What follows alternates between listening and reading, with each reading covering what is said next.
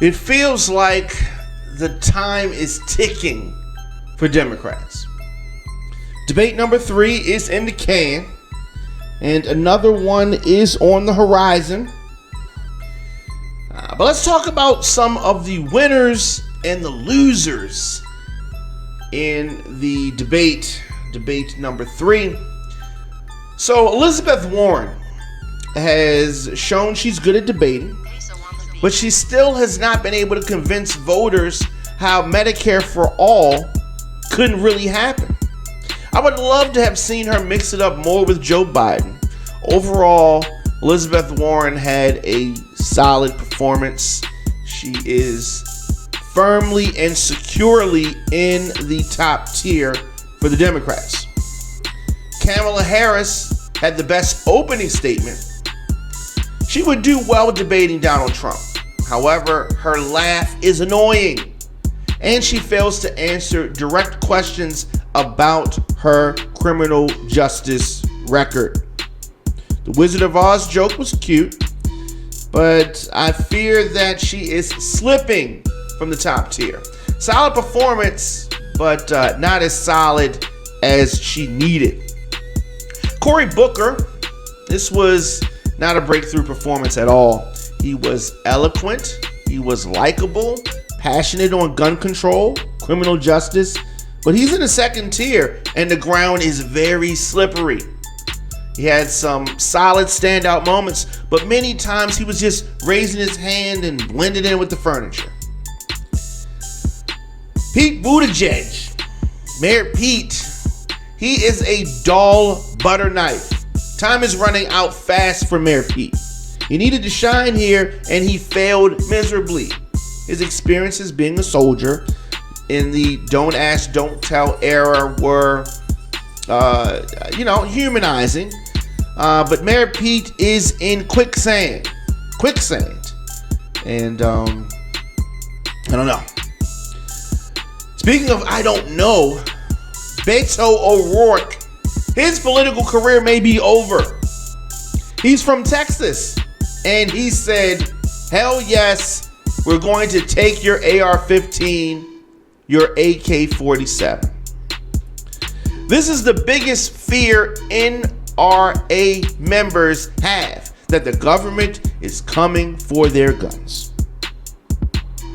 I never thought that O'Rourke was going to be president, but now his future, he's unlikely to even win a campaign for Senate against John Cornyn. Many hoped that he was going to make that pivot.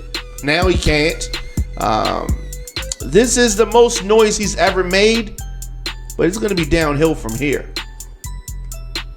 As far as Joe Biden, he had a nice opening statement, few good moments, especially on his personal reflection. He's been through a lot, as all of us have.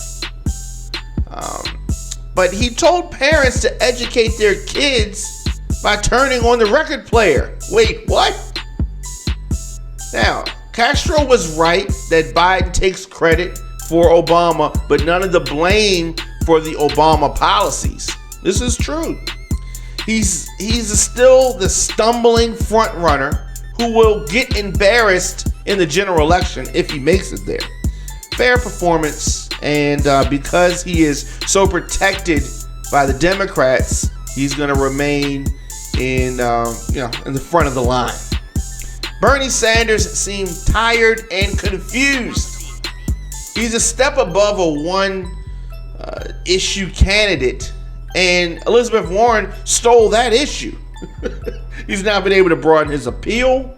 He comes off as a grumpy old relative at a family gathering or something. The end is near. Now, whether he stays in the race long past the end is near. Now, he has a take it or leave it kind of approach, and I got respect that. But with Bernie, it is what it is. Amy Klobuchar, she was okay. But she was okay when she needed to be superb.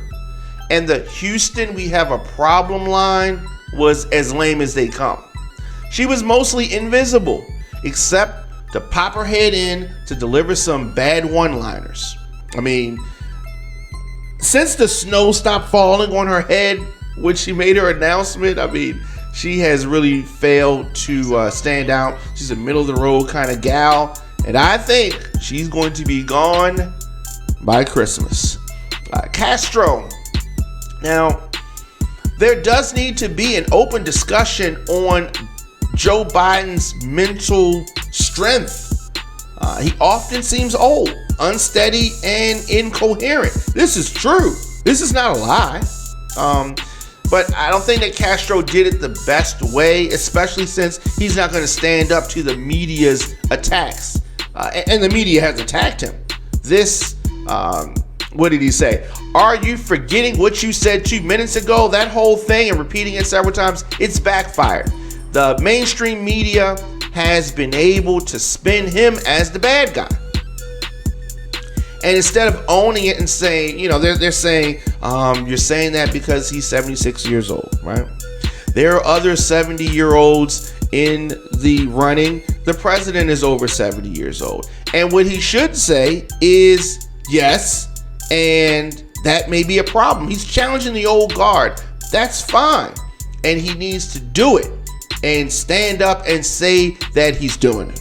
But he's not gonna do that.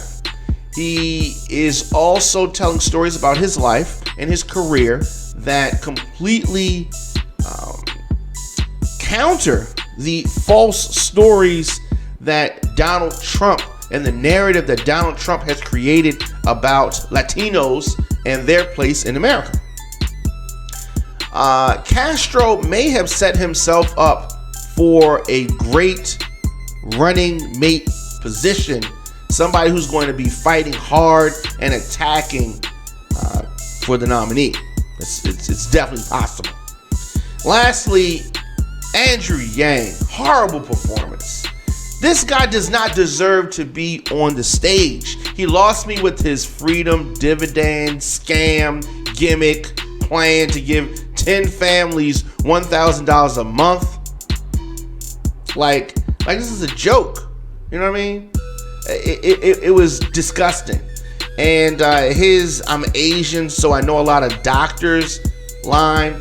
When people say these self-deprecating jokes, I'll use the word joke, they open up the door for other people to use them, and then they get upset when it's done. But you started this stuff. I mean, he didn't start it, but I mean, he's introducing it. He's co-signing it. He's marginalizing it. And the whole charm of the business, the Asian business guy that he is, the charm is worn off. It's time for him to go. Now, the 4th Democratic primary debate is scheduled for Tuesday, October 15th, and it may even extend to Wednesday, October 16th. The event will be co-hosted by CNN and the New York Times. It's going to take place in Ohio. So the 10 candidates that we saw on the stage on the 3rd debate have already qualified to appear again in October. So we're going to see Joe Biden, Cory Booker, Pete Buttigieg, Julian Castro, Kamala Harris, Amy Klobuchar, Beto O'Rourke, Bernie Sanders, Elizabeth Warren, and Andrew Yang. Also, Tom Steyer will be joining them. Now, the remaining candidates have until October 1st to qualify.